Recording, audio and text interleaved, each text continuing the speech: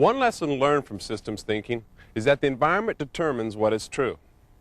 If I were to plant a lemon seed here in Southern California, I'd get a tree like this one, and I would get fruit. If I were to plant it 1,000 miles further north, I might get a tree, but I certainly wouldn't get any fruit. And if I were to plant it 1,000 miles even further north, I wouldn't even get a tree.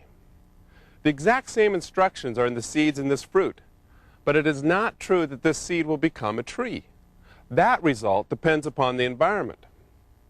Reductionist thinking, by reducing its focus inwards to smaller pieces, largely ignores the environment. It's not surprising that a culture adopting reductionist thinking would eventually confront environmental crises. A sensitivity to the environment is not limited to an appreciation for nature. Environmental awareness means concern for consequences that spill across easily defined boundaries. I would argue that a firm that's insensitive about what it's doing to the natural environment is probably insensitive to the importance of the work environment that often determines levels of creativity, honesty, and enjoyment. It will fail to respond to radical changes in its market environment.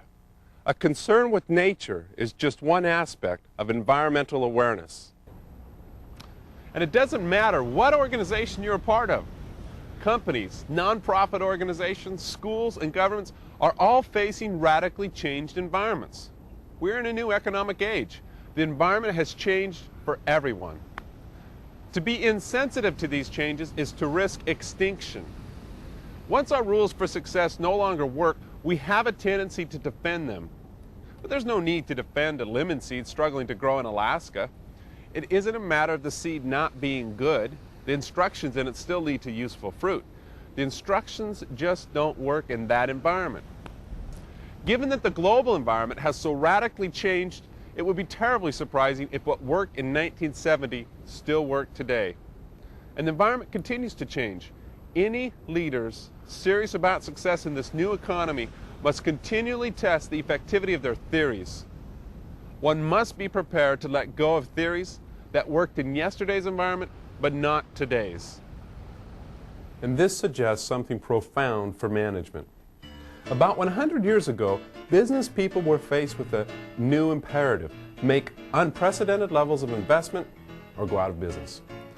Now, one couldn't guarantee that investments in machinery would guarantee survival, but one could guarantee that capitalists failing to make such investments would fail to survive. The same is true today.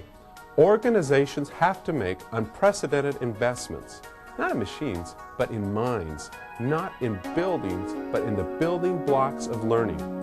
The way past generations had to learn how to create industrial capital, our generation has to learn how to create intellectual capital. Industrial capital was not created when people changed the products they made.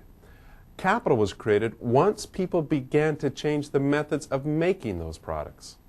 Similarly, intellectual capital is not created by changing what we think about. Capital is created by changing our methods of thinking.